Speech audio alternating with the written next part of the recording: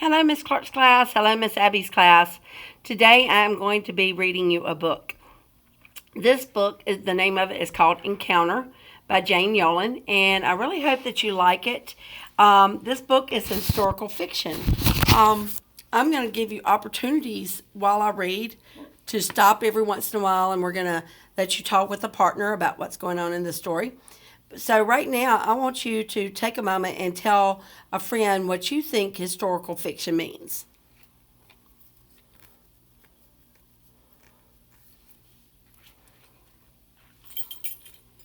Okay, I bet you all are guessed that historical fiction is when the events are real, it took place in history, but somehow maybe the characters are not real, or maybe some of the events get a little dramatized. So in this book, like I said, the name is Encounter, and the author wants to tell you about an important encounter that's taken place in his life. Read along with me, okay? Can you imagine what that little creature is? I'm not even sure myself. The moon was well overhead, and our great fire had burned low. A loud clap of thunder woke me from my dream. All dreams are not true dreams, my mother says. But in my dream that night, three great winged birds with voices like thunder rode wild waves in our bay. They were not like any birds I have ever seen, for sharp white teeth filled their mouths. I don't know if you can get a good glimpse of the bird there, but it's pretty wicked. Okay. So, what do you think the rest of the story is going to bring? Can you guess what important event is taking place in history that we're going to be talking about? What are some things that help you figure that out? Does the bird almost look, what does it look like? Okay. And then what is it on? Okay. If you guess that it's a boat on a body of water, you'd be correct. Okay. So maybe this might lead you to guessing what this book may be about. Okay. I left my hammock and walked to the beach. There were my dream birds again, only now they were real. Three great sailed canoes floating in the bay. I stared at them all through the night. When the sun rose, each great canoe gave birth to many little ones that swam awkwardly to the shore. I ran then and found our chief still sleeping in his hammock. Do not welcome them, I begged him. My dream is a warning. But it is our custom to welcome strangers, to give them the tobacco leaf, to feast with them in the pepper pot, and to trade gifts. You are but a child, our chief said to me. All children have bad dreams. Can you guess what's going on now? I bet you can. Okay. Have you ever had a bad dream before and it gave you sort of a feeling of warning? Okay. That's the boy. How do you think he must be feeling right now, seeing the ships come in after such a dream?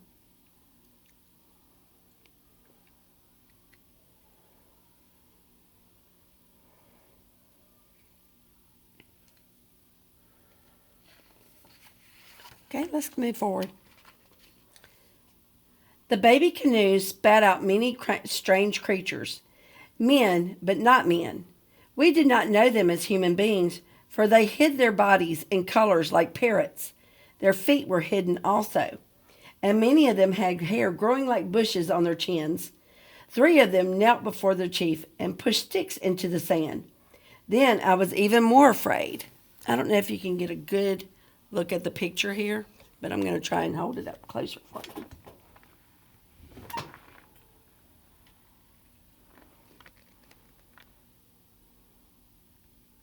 I bet you all know what this event is now, don't you?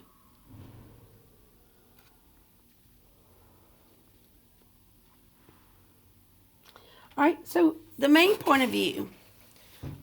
Do you think Jane Yolen is doing a good job of helping us see things from the boy's point of view? Talk with your neighbor about that for a moment, or talk with Miss Clark about it.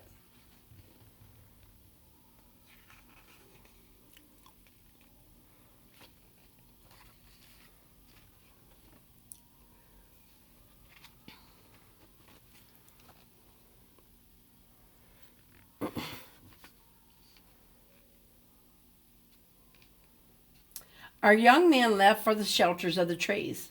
I, who was not yet a man, followed, crying, "Do not welcome them, do not call them friends." No one listened to me, for I was but a child. Our chief said, "We must see if they are true men." So I took one by the hand and pinched it.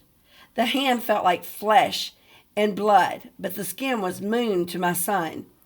The stranger made a funny noise with his mouth, not like a talking, but like the barking of a yellow dog. Wow. Looking at the hand here, what do you think that the boy meant by the statement, "The hand felt like flesh and blood, but the skin was moon to my son"? Look at the differences between the colors here.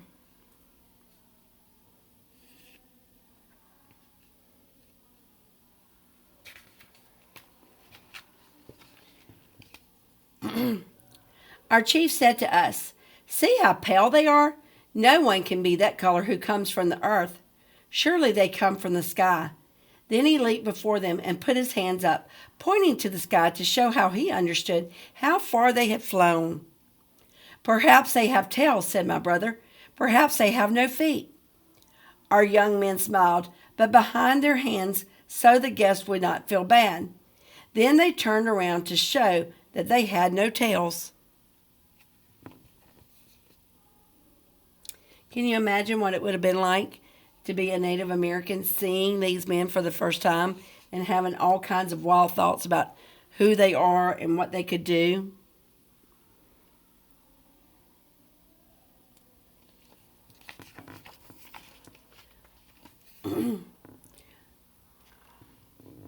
This is the next page. Our chief gave the strangers balls of cotton thread to bind them to us in friendship. He gave them spears that they might fish and not starve. He gave them gum rubber balls for sport. He gave them parrots, too, which made our young men laugh behind their hands all over again, knowing it was our chief's little joke that the strangers looked like parrots. But the strangers behaved almost like human beings, for they laughed too and gave in return tiny smooth balls, the color of sand and sea and sun, strung upon a thread. And they gave hollow shells with tongues that sang chunga chunga. And they gave a woven things that fit upon a man's head and could cover a boy's ears. For a while I forgot my dream. For a while I was not afraid.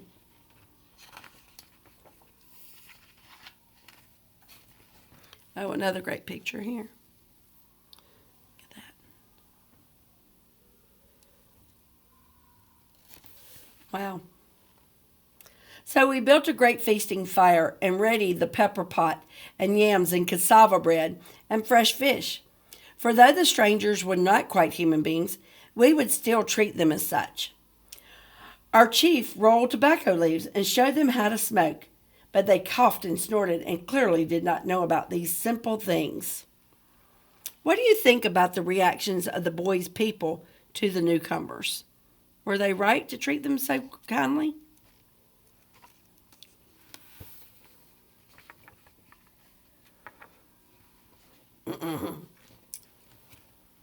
Then I leaned forward and stared into their chief's eyes. They were blue and gray like the shifting sea. Suddenly I remembered my dream and stared at each of the strangers in turn. Even those with dark human eyes looked away, like dogs before they are driven from the fire. So I drew back from the feast, which is not what I should do, and I watched how the sky strangers touched our golden nose rings and our golden armbands, but not the flesh of our faces or arms. I watched their chief smile. It was a serpent smile, no lips and all teeth.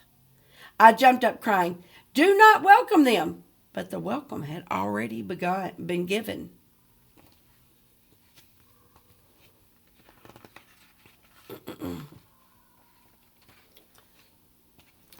I ran back under the trees, back to the place where my zimmy stood. I fed it little pieces of cassava and fish and yam from the feast, then I prayed. Let the pale strangers from the sky go away from us. My zimmy stared back at me with unblinking wood eyes. I gave it the smooth balls a stranger had dropped in my hands. Take these eyes and see into the hearts of the strangers from the sky. If it must be, let something happen to me to show our people what they should know. My zimmies were silent. It spoke only in my dreams. Indeed, it had spoken to me already. All right, does anybody know what a zimmy is based on the reading? Okay, it's I ran back under the trees, back to the place where my zimmies stood, and you can tell there's a little statue there. Okay, so zimmies was a sculpture that people felt housed a god or an ancestral spirit, and they thought that they could, pray to it.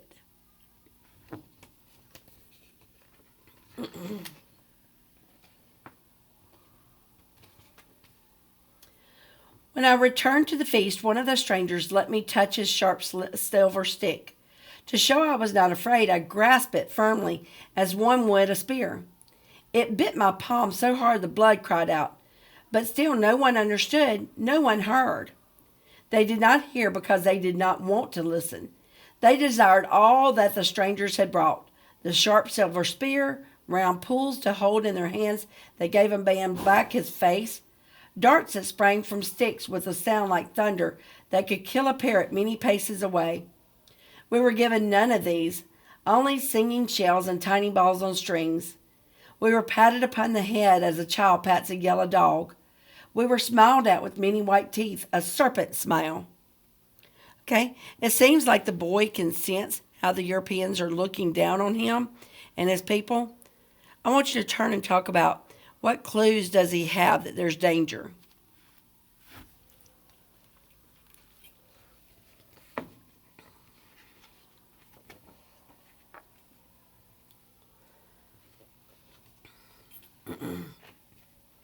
Okay, let's notice this picture if I can get it up there good.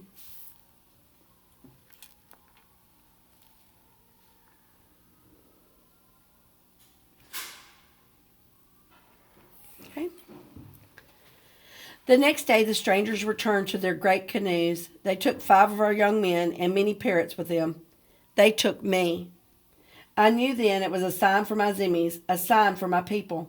So I was brave and did not cry out, but I was afraid.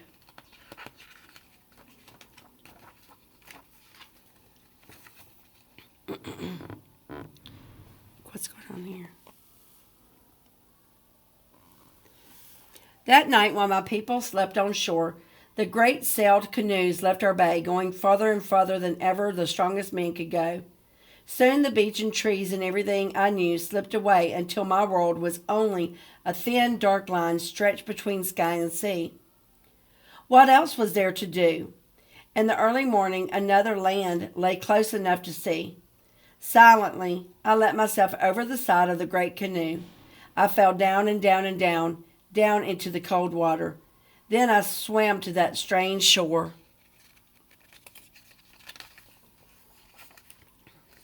Many days I walked, following the sun. Many nights I swam, and many times the sky was full with the moon and stars. All along the way I told the people of how I'd sailed in the great canoes. I told of the pale strangers from the sky. I said our blood would cry out in the sand. I spoke of my dream of the white teeth. But even those who saw the great canoes did not listen, for I was a child.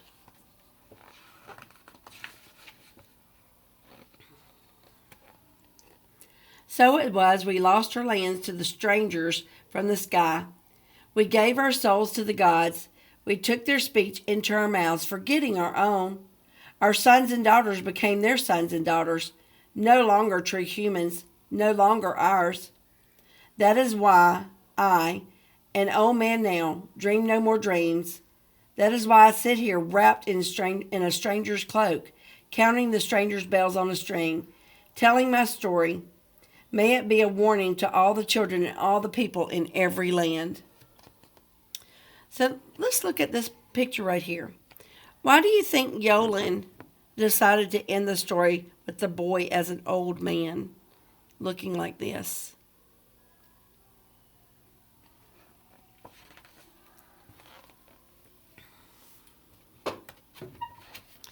I'm going to read the author's note to you because I think this is really important. It says, when Christopher Columbus landed on San Salvador, his first landfall in the New World, on October 12, 1492, he claimed the beautiful little green island for his king and queen and country. Yet it was not an uninhabited island upon which he set the Spanish flag. The Taino people lived there and called the place Guanahami, after the island's meaning iguanas. The Taino were a gentle people who wore gold nose rings and gold armbands, sometimes painted their faces and bodies, and always greeted strangers with a feast. Columbus called the tribespeople Indians, mistaking the land for India. In his journal, he wrote that they were, well made with fine shapes and faces, their hair short and coarse like that of a horse's tail, combed toward the forehead, except a small portion which they suffered to hang down behind. The Taino gave the sailors balls of cotton thread and fish darts and parrots in their friendship. In turn, the sailors gave the Venetian glass beads, little brass bells, and red caps. They asked, in sign, where the natives' gold rings and armband came from. It was the gold that interested them the most. Columbus carried away 10 young Taino men and women, or 6 according to a different resource, from the various islands they visited, carting them back to Spain as slaves. Later, when the islands were colonized by the Spanish, the native religion, languages, and lifestyle were changed forever. Though there were originally some 300 native islanders, by 1548, a little more than 50 years later, less than 500 remained. Today, there are no full-blooded Taino. Since most stories about that first encounter are from Columbus's point of view, I thought it would interest readers to hear a Taino boy speak. We don't have an actual record of that, so I've recreated what he might have said, using historical records and the storyteller's imagination. What do you think about the book? I'm going to let you talk about it real quick.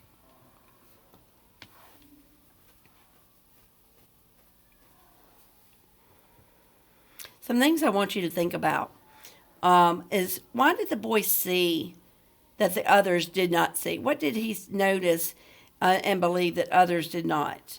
I want you to think about that for a moment and talk about it with your friends.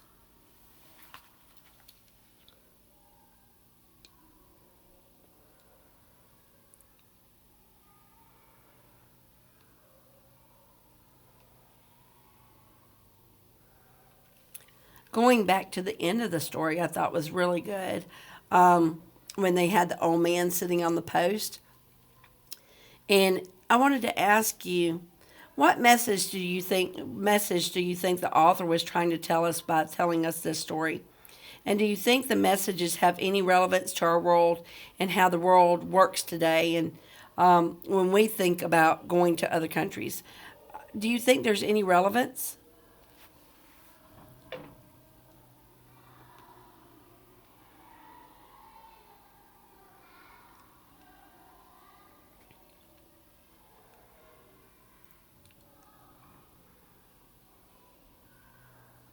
I love this question here.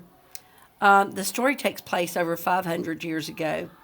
Think about how the children were treated by adults in the story. Think about that for a moment. And then consider this.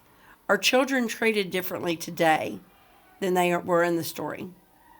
If so, how?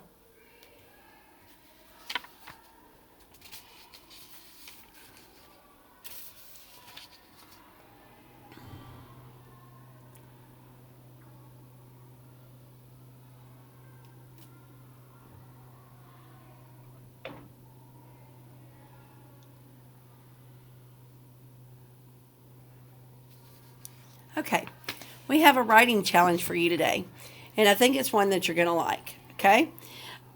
Imagine that you were on the island with the Taino people, and as you imagine this scenario, imagine Columbus and the sailors coming onto your shore with everything that you heard just then.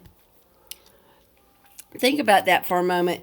And you are going to be writing out a play. A writer's script is what this is called. Okay? And you're going to write out a short play between you and Christopher Columbus. You're one of the native children. Okay? And you've encountered Christopher Columbus for the first time in your life. Okay? As a Taino child, what would you have said and what would Columbus's response would been? Okay? Either if Miss Clark allows you to, you can pair up and do this, but if not, it can be a one-on-one assignment to where you do it yourself. So think about all you know about Christopher Columbus and his voyages, and then now what you've learned about the Taino people as you write. Remember, you've got to write a script. What would you say to him, and what would he be saying back to you? Okay? Have fun.